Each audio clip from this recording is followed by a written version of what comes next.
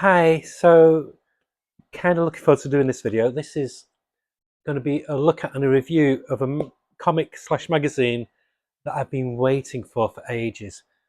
Bit of backstory.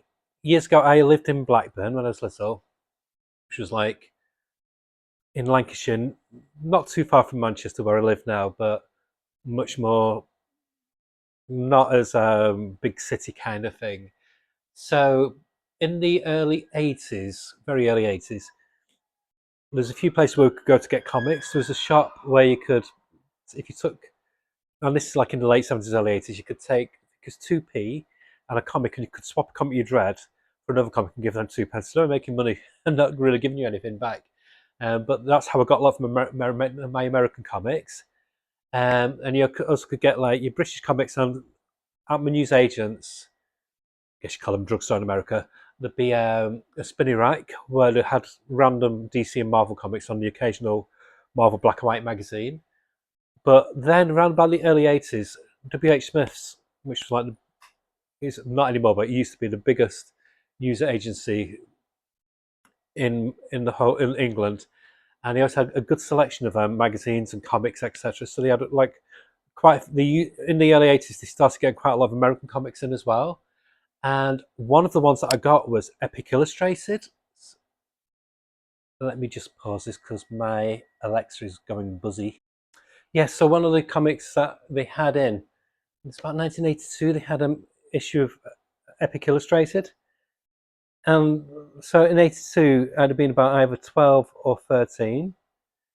And I'd never seen a comic like this before, where it was a big magazine size, glossy, really fascinating artwork, hardly any, no superheroes in it. And I bought it. I mean, really, I shouldn't have been allowed to buy it, but we never, there was no concept of comics for adults in England then. So I just took my pennies that I'd saved up, paid for it, got back, and it blew my mind. So I got exposed to realizing there's other comics out there that weren't just superhero ones. It's kind of like a freak nature because, like I said, in Blackburn, there's nothing like a comic shop or anything like that. So about a year or two later, about a year later, we'd moved to Manchester, um, and Manchester was completely different. So I was about 13. There was lots of really weird and interesting shops. Very different to how it looks now. Actually, it wasn't as pedestrianised as it is now. Not as user friendly back in the day. It seemed massive. You could actually get lost, and there's lots of really dodgy shops as well. And one of the shops I discovered when I was about 13 or 14, if you with my brother, because we found an advert in, I think it's in the Mighty World of Marvel Black and White Monthly, which is from British Marvel. There was an advertisement for a shop called, what was it called at the time? It's called Odyssey 7, but it was down near Manchester University. I had no idea where that was. Like I said, I'm a complete newbie. I'd come from almost like farmland to Manchester. Um, but me and my brother, we found out where it was. A long, long trek. You got off at the main city centre of Manchester, and you had to walk like half a mile to get to this shop, which is like in the heart of the university community. I'd never seen anything like it before. We found it. You went up these escalators, and there's this shop called Odyssey 7. Had like the coolest logos, designed by one of the people who did design work for the Elric books. Um, I'd never been to a comic shop before. I'd never knew there's anything like this existed. So I saw Epic Illustrators, and I noticed that there was also imprints of comics under the banner of Epic, which were like not your superhero comics, and there's other labels like First and that lot. So that was like my first exposure to independent comics, and so that's really when I started digressing from just getting Marvel and DC all the time. I realised there's more out there, and it got me, even at a young age, got me hungering for more. So as other people of my generation that were buying like Secret Wars, I had no interest in that. I wanted more of this weird stuff, so in Epic Illustrated. So forget about the comic shop now. That later became Forbidden Planet. Um, Further near the town centre, going all over the place with this story. Near the town centre, um, on the corner of what they call St. Anne Square, there's like a little newsagent's, and it sold all really weird stuff, a lot of dodgy stuff. It's like newsagents in the loosest sense. But they also it had some comics in there. It sold things from PC Eclipse and other things like that. I remember seeing Destroyer Duck in there. It had some English indies like Escape magazine and Red Fox. Stuff what you don't normally see in a newsagent. So obviously, one of the people who ran it, they must have been into the comics. But they also had this hardback book called Rank Xerox, which is this weird, like muscle-bound guy. Really like illustration once I read it. That was about a robot with his skull, part of his skull missing, like all metallic bits, with this young girl in his arms. But there's a magazine just nearby it called Heavy Metal. And I thought, oh, what's this? And again, I was too young for it. They also sold Fat Freddy's Cat, which I bought there as well, which was a branch off of Fabulous Very Frequent. So that was my dive into underground comics, which will be a story for another time. So yeah, that was the first time I got exposed to heavy metal magazines. So that was about 1983, 84, something like that. About 83, I think. Yeah, because I think it was just before the Turtles came out and the big black and white explosion. Wow. I took it home. I can't remember how I got it home, but I knew that I couldn't read it in front of my parents because just from the cover itself. And that was when I first fell in love with Epic Illustrate with heavy metal. And then, of course, there was the film, what I dreamt of seeing for years and years and years, and I finally saw it way later on in the 90s, I think it was. But this is a very long ass way of saying that's when I fell in love with with heavy metal, and that's when I realised, much more so than Epic Illustrated, because Epic Illustrated still had its ties to Marvel, so you still have stuff like John Byrne, who I was familiar with. So I connected more with the John Byrne stuff, the Silver Surfer story that was running in it, and Dreadstar and stuff like that. Whereas with heavy metal, about 80% of the material at the time was American indie artists like Richard Corbin, who did Den in it, and there's Von Bode, and then you also had people like Bilal, Mobius, and lots of other European and continental creators. And it just, my brain just went poof. It just exposed me to so much art. What I'd never realised was art. I didn't know you could do this with a comic strip. I was used to British adventure comics. I was used to British humor comics. I was used to the American superhero comics and the American horror in brackets like Witching Hour and House of Mystery and stuff like that. But I didn't know you could go this far or this hardcore with comics. And so I always had a love of heavy metal. And for about 10 years or so, it was still quite accessible from getting it in newsagents in Manchester. I didn't have to go to my comic shops to get it. I could just pick it up. And it always felt slightly cool having that because, hey, it looked like a magazine and you could just walk around with it. Because it wasn't as cool to say you're into comics back then. But heavy metal, it looked like a magazine. So there's more like a street cred kind of thing. So heavy metal's been a part of my life since the early 80s. That's what I'm trying to say. And then disappeared for ages, and it came back, but it didn't feel like the same beast. It was way too American in flavour. They tried to give it facelift by getting Grant Morrison on as the publisher or the overseer of it. It was very overpriced because for what it was, I think it was only like 90 pages or something in it. So I kept seeing coming out less and less, and then it just disappeared. There was a time to try and reintroduce it a few years back via, I think it was Whatnot and Massive, but that fell through. And then a year ago, there was rumours going around that somebody had got the rights to heavy metal and they're going to honour it and do it right. And they kept on leaking these images of past heavy metals, really just like giving you a little taste, getting you salivating a bit, thinking, oh, what's it going to be like? And then it arrived. It arrived last week. It's $14.99, but there's 236 pages of content. I mean, that's fucking amazing. Even if you take away the articles, you're still left with at least 190 story pages. It's amazing. All the way from the Greg Hildebrandt cover, which I got, through to the articles are interesting. They focus on Greg Hildebrandt, sadly, who passed away, and different artists and different ideas. They give you a history of heavy metal, which was a fascinating read. I read it while I was doing washing my clothes at the laundrette. So it's really good. But not just that, they've kept the flavour with the comic strips. And and there's a lot of comic strips in here. That's a table of contents. And I've just finished it tonight, and it was wonderful. So you've got people like Bilal, who's come back, he's a perennial for heavy metal. He's a mainstay, and you've got the Mercenary, which is a brilliant fantasy series, which I remember back in the day. Really nice painterly style to it.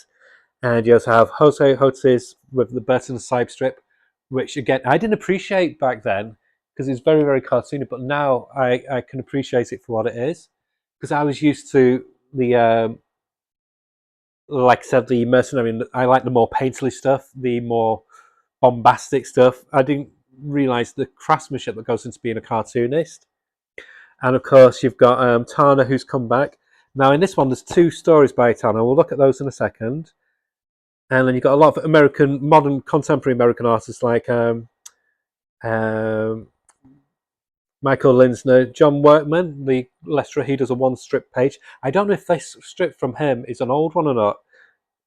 It just has that vibe of being from the 70s. And you've got people like Jim Rugg on it. I've got a confession to make. I don't like Jim Rugg's artwork, and I don't think he's a good storyteller. He's a good ideas man, he's a good craftsman, but I think without the cartoonist kayfabe hype train, he wouldn't have the coolness and the credibility what he's got. And for me, that was the weakest strip in the whole magazine. I know it's controversial, but I just don't get it. I honestly don't get it. I see what people say in Ed Pisco, but Jim Rugg, I think he's a good draftsman, good illustrator, good designist, but piss poor storyteller. And yeah, and there's Tim Vigil comes back in it as well. So just to give a quick synopsis, but I'm not going to go to it because there's loads of strips. So first strip, of course, it should be one of the classics. So Enki Bilal has a really great strip in it called Bug, with his really nice. I don't know if he uses pencil crayon or like pastel crayons, but he's got a really nice style to his artwork. I've always been a fan. The story's got that. I find it quite charming. It's got that charming disjointedness because you can tell it's a translation. So some words might not translate very well to English, but it doesn't pull you out of the story at all. It's a fun story about what if all the technology just went.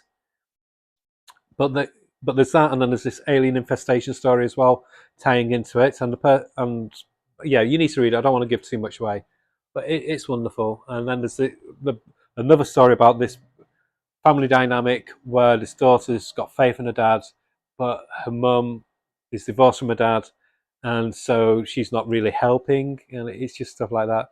And there's a really good article about the history of heavy metal. Then we've got The Mercenary, which was another mainstay by Vincenti Segreles. Now, Kikyo Hog says I'm really bad at doing pronunciations on names.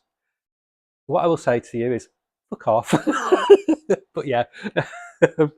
But yeah, this was a wonderful sort of social strip. Again, dialogue sometimes can be a bit clunky, but when you've got artwork as strong as this and the pace, you could ignore the dialogue to enjoy the story. It was wonderful. Really enjoyed it. Just a fun. I was going to say short strip. It's about the size length of a normal comic, about 20 pages. And then one of the newer artists, Craig Wilson. This one was okay. I don't know. It read well, but the conclusion I found a bit muddy. But yeah, it was fine. And then John Workman, there's a 1-page strip. This is what I like about the strips, how they're varying lengths. You can have 1 pages, 2 pages, then you can have like a mini 25-page epic. Then you got I think it's a 6-pager and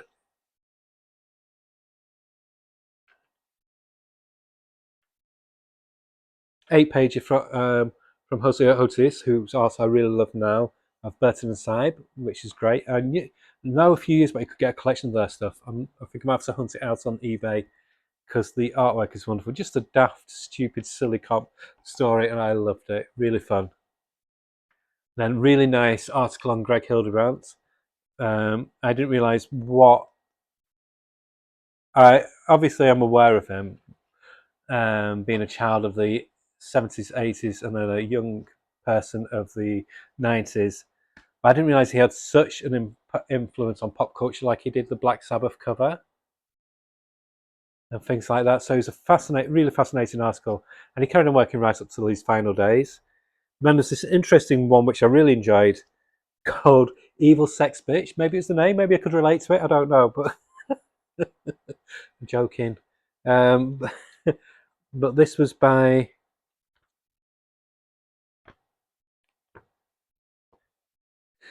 Steve Mannion. I'm not familiar with his name, but his art is really nice. It's got almost like that, it's like a weird mix of Von Bode and a bit of Richard Corbin as well. It's got that, and Liberator. It's got that kind of style. But I'm skipping pages. I don't want to give away the endings because it's fun. Then this was the first Tana one, which was written by Leah Moore, Alan Moore's daughter, and John Rappy and her husband. Arts by Anna Morozova. Didn't like the arts on this. Must admit, can't show that page, can I? I really can't show much of Tana. There's quite a bit of nudity. There we go. Show that page. It just felt a bit too not clean, but angular, and it just didn't really work for me. There's no like shadows or anything. I don't like that style of art.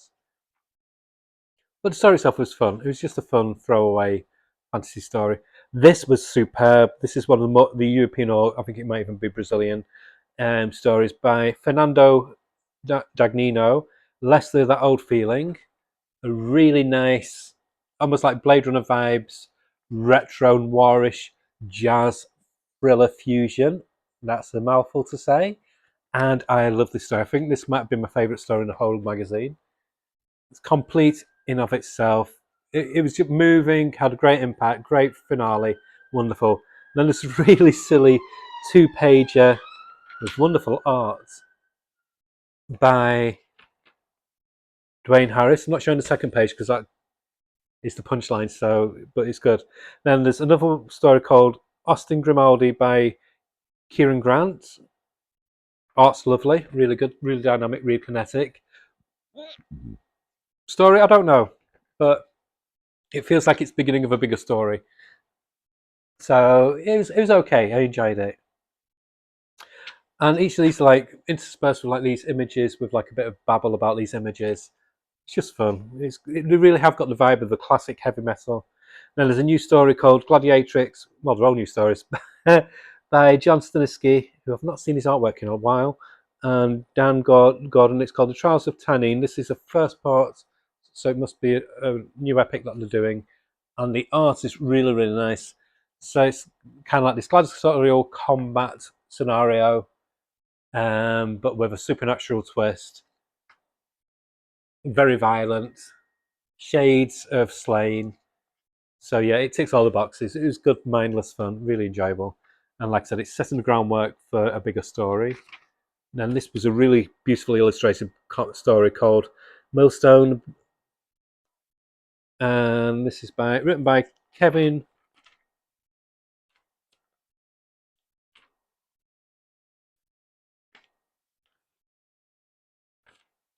I should really just look at the front, but I'm committed now. Michael W. Conrad, art by Ilias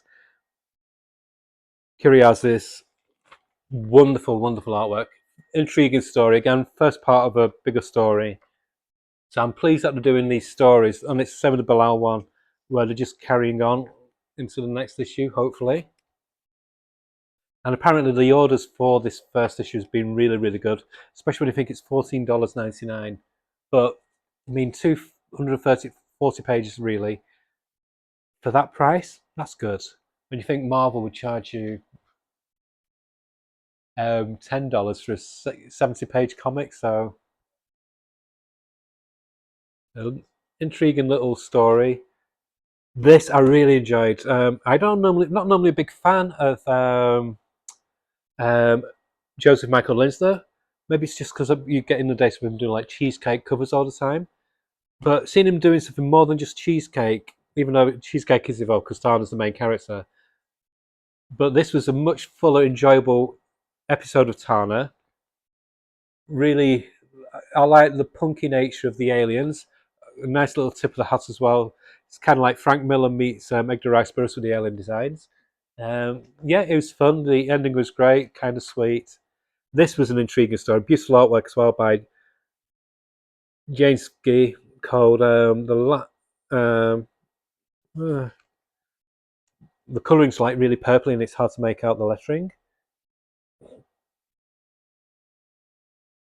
Six Seller, The Last Roots Part 1. So it's the first part of a new story. Really nice colouring, but a lot of pinks, a lot of purple hues in it. So you need to read it in a well lit room, otherwise it does get a bit muddy. But the artwork is gorgeous. The story is very intriguing. It moves at a slow pace, but there's enough intrigue there to keep your attention. A lot of world building. Now this is the Jim Rugg one about aliens, but I just don't know. It just doesn't work for me. Another one that doesn't work for me is Cal Cal Stark's artwork. I just don't like.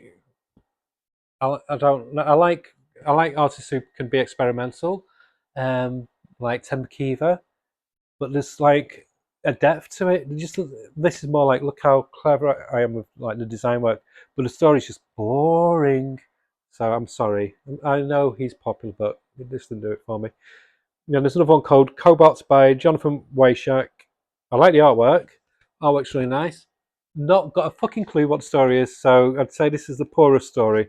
Because if you can't work out what's going on, no, I couldn't. But one bad story else. Well, the Jim Rugg story wasn't bad; it was just boring. So one bad story out of the bunch of a lot of stories is not bad. And then we've got Trans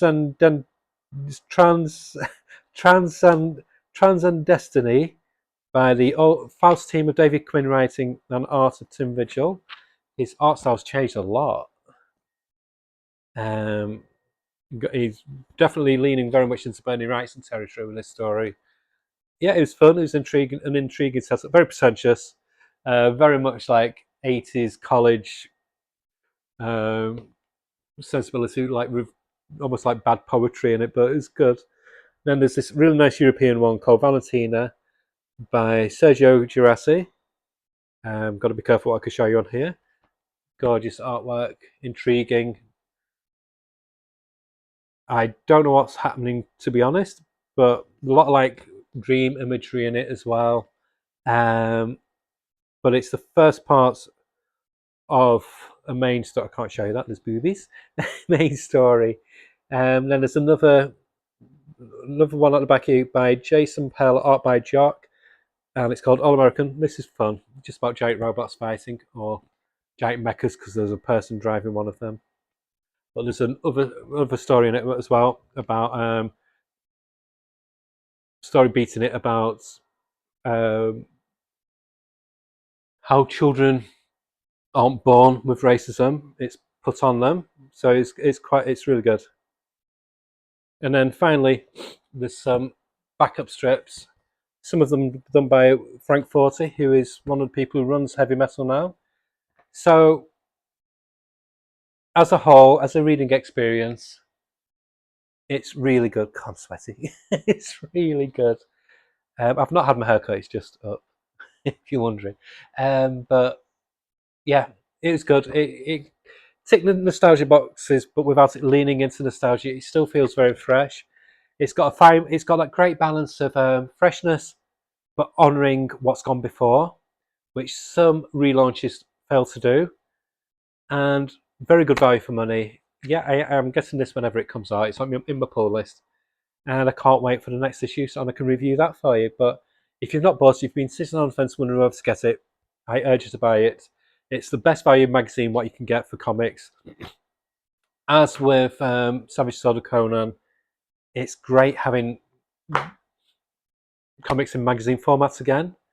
This is my favourite way of reading a comic. I love it because it's that nice big pages. It's what I'm used to with 2000 AD and Judge Dredd magazine. It's just a much more enjoyable in your hands kind of experience. The way it opens like that, to what you get with American sized comics, because a lot of the artwork can be left in the creases, you get all the adverts and thing, but you don't get that with this. So yeah, 10 out of 10, wonderful, does not disappoint. So there we go. Okay, bye.